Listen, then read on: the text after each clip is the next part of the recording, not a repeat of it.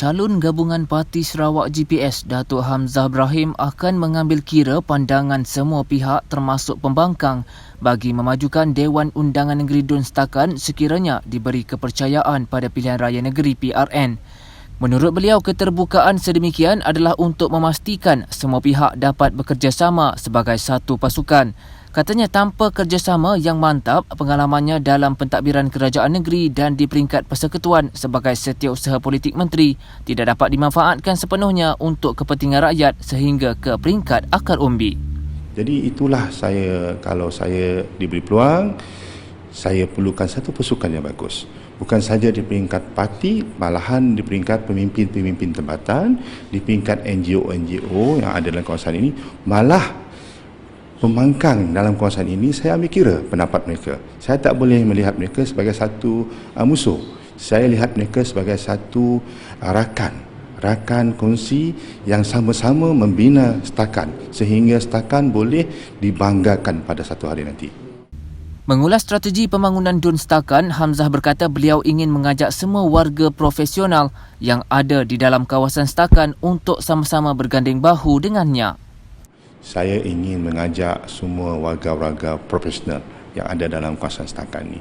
Kalau perlu kita bawa daripada luar, kita bawa. Tapi bukanlah kita nak mencampuri, bawa orang luar masuk dalam kawasan Setakan. Tak.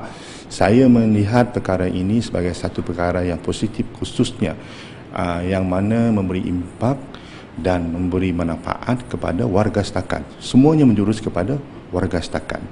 Jadi dari segi sudut ekonomi, kamera dan sebagainya, saya akan membuat satu pasukan yang saya bahagikan kepada beberapa perkara, membahagikan kepada beberapa sudut yang berbeza, tapi hasilnya, tujuannya adalah satu, adalah untuk manfaat kepada warga Setakan.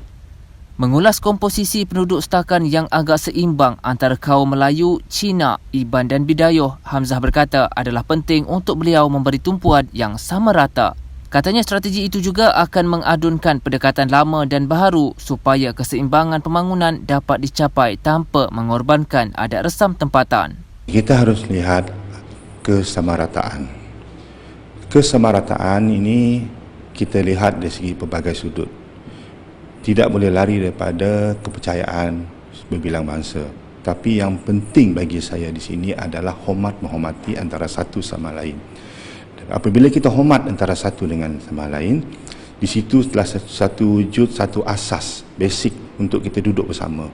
Bila kita duduk bersama, semua perkara boleh kita buat. Semua perkara ada untung, ada rugi, ada sebagainya, kita hadapi bersama. Dan make sure semua di kalangan penduduk Setakan ini yang berbilang kaum bangsa dapat menerima antara satu dengan lain sebagai satu keluarga.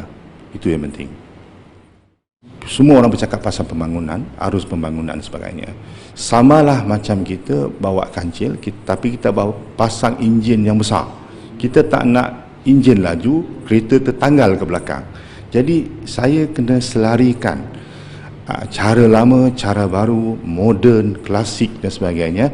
Kita cari aduan supaya semua masyarakat kawasan Setakan ini di samping mencapai kemajuan, di samping melihat pemodenan, tapi tidak lupa juga pada adat resam yang lama-lama. Kata pepatah, orang lama harus kita hormat, orang baru harus kita lihat sebagai satu perkara yang tidak mengganggu gugat kita. Kita mesti selari dengan apa yang ada pada zaman sekarang.